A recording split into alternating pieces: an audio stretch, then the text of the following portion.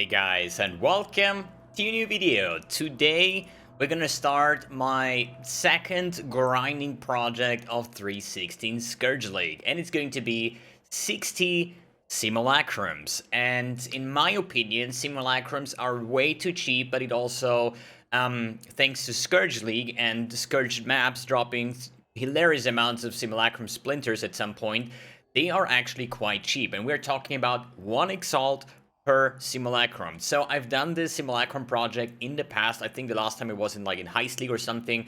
I always made quite amount of currency, and this time around we get up to 30 waves. That means 10 additional waves, which also means more profit. The problem is everything above wave 20 starts to be very hard, okay? So I've done a test run yesterday on the Simulacrum. I made it to wave 28, and wave 28, Omniphobia, Kosis combo, I separated them, I killed Omniphobia, but Kosis, dude, I think this guy has like 10, 15 times more life than a Cyrus and Awakener 8. It's absolutely ridiculous, and based on the mods, this guy can just literally destroy you, even though I'm playing a very tanky character. But yeah, this is gonna be interesting to pull off. Good. For the write-down, so we basically have, I found my old spreadsheet from Heist League, and I just renamed it. So we're basically going to run 60 Simulacrums. The initial cost is 60 Exalts, so 1 Exalt per Simulacrum. And we're going to write down everything. We're going to write down the currency, catalysts, fragments, prophecies, oil, stack decks, div cards, SSS, fossils, maps, breachstones, incubators, cells, and whatnot. This spreadsheet will definitely change, since it's like 4 leagues ago. We have new items, new stuff that can drop, and we're also going to write down all the big trades that I had. And at the end of the 60 Simulacrums, we're gonna have the, basically, the worth of everything before we start bulk selling it. And then I can tell you guys how much chaos did I made, or what is the Exalt per hour and stuff like that. But it's gonna be interesting to see how Simulacrums have changed over the time, since voices got nerfed and stuff like that. I don't know. We're gonna see. It's going to be interesting. So why do I actually like to farm Simulacrums? Easy explained. As for me as a streamer, basically, I hop on stream, I just run my 10 Simulacrums, I don't have to worry about anything else, right? No trades involved, no nothing, I just pop in my maps, I know exactly what to do, and it's going to be very enjoyable. Not like the Mageblood project. So, if you remember, the first project was the Mageblood project, and it was like 7 days of like intense grinding, probably 12, 13, 14, 15 hours every single day, trying to buy this Mageblood belt. The problem is, this is like market depending. That means if I'm able to farm like 20x a day and the Mageblood belt costs me 140x, for example, I know, okay, probably 7 days of grinding I could afford this, right? But then what happened with Mageblood is it just got more and more expensive. At some point, the peak that I saw on PoE trade was like 300 exalts, right? So you're farming against the time, and this is like a project that you want to end at a certain time, let's say 5 days of grinding, right? But you cannot, because the belt is just getting more expensive. I was able in the end to get this one for 200 exalts when it had a low. I think at the moment it's back to like 200, let me see, 270 exalts. Almost 2 mirrors on at this point, right? So luckily I got mine for 200. So if I would just sell it now, I made like 70x profit, but it doesn't really matter. At the end of the day, I was just grinding against the time, and it was not enjoyable. And the thing with the Simulacrums is, I have my 60 Simulacrums. It's completely time undepending. If I'm motivated, I farm like 15 a day. If I'm not that motivated, then I do like 5 a day or whatever. But at some point, we're gonna have all the 60 run. I have in my investment of 60 exalts, and then I want to see how much do I get out of it. Good. For the build that I'm using, this is my Pestilence Strike Squire build, focusing on snake bites and frenzy charge stacking. This is probably, in my opinion, the worst idea to use a Squire shield. We have seen a lot of like Squire builds in the past that were very successful, especially in Simulacrum.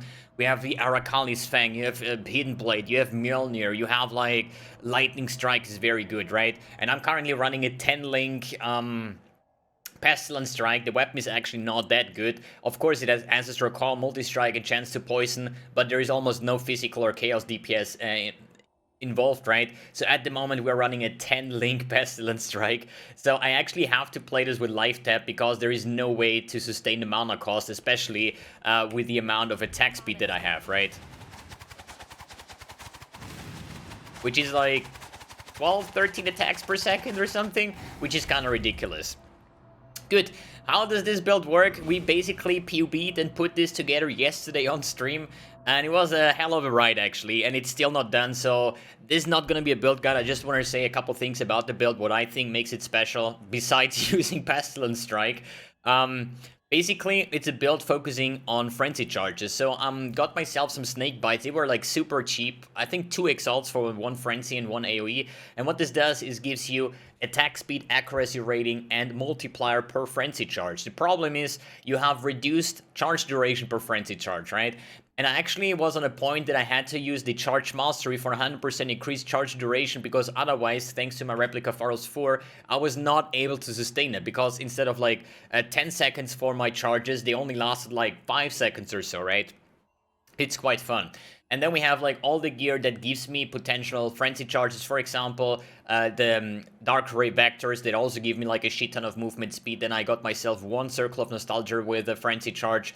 Then we have frenzy charges on the tree, the 3 that you normally have, plus some endurance charges, as well as here a corruption with endurance charges for the more tankiness, right? And then, thanks to my Mageblood belt, I'm using a Granite Flask, Jade Flask combination to get myself up to, what is it now, right now? We have like 36,000 armor with Molten Shell, even 42,000.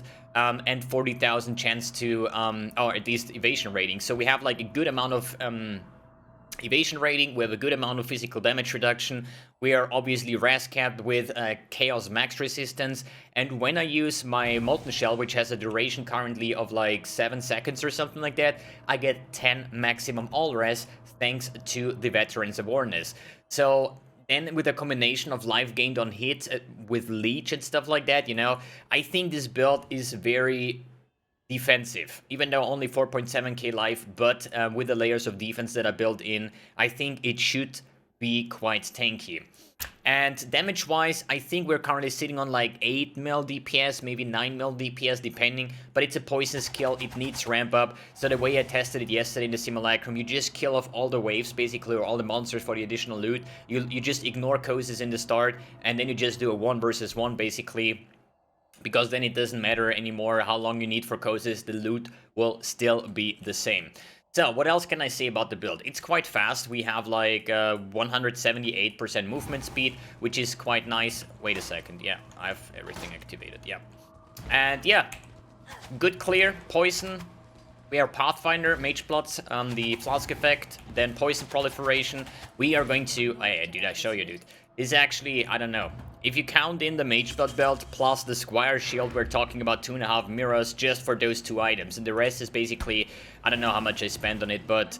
You know, it is an expensive build, but it's also a fun build. It has a very good clear thanks to Pestilence Strike, a skill that is, like, completely unused in my opinion. I really enjoy this, these kind of explosions, basically, and it also is very strong in the Simulacrum, as well as having Plague Bearer that just makes it like super fast, good clear speed, and this is what I want to have actually in Simulacrums. Why do I want to have that? Obviously, the more monsters you kill, the more monsters will spawn, the more loot you're gonna get out of it, right? There is, for me, even though I might not be able, or guaranteed not be able, maybe I'm gonna get a wave 30 Simulacrum done, I have no idea, but as long as every Simulacrum is above wave 25, I would say we are fine, because in the end, there are builds that are super slow, but they can do wave 30, but just because they cannot kill a lot of monsters, they're gonna get less loot, because Simulacrum is based on how many monsters you kill for the additional rewards, right? And if you kill a lot, you're gonna get more out of it, so I need a build that is fast,